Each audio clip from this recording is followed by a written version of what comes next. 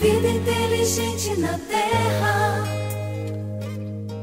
Ou somos só vírus a infestar o seu ar? Será que há, apesar de o homem não se tocar, que destruindo seu próprio habitat, não vai ter onde morar?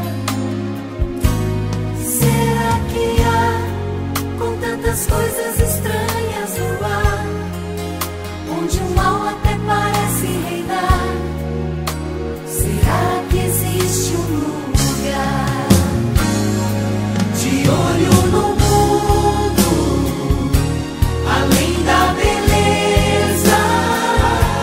A terra parece que é um barco girando em torno de um cais, e num mar de estrelas a nave indefesa procura um futuro num porto seguro pra viver em paz. Será que há vida inteligente na terra?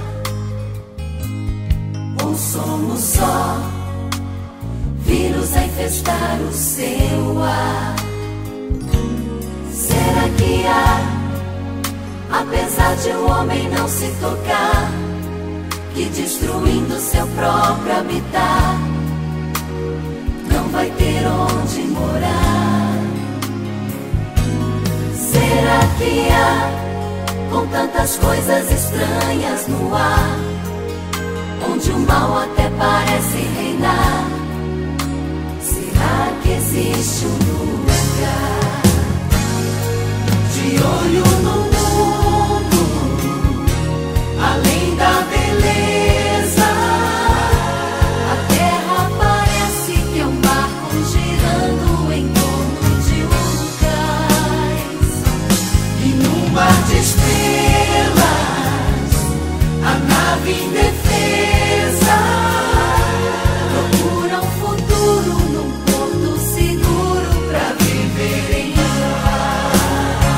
Se continuar assim, vamos precisar de 2 planetas, um quem sabe feito em proveta e arquivar na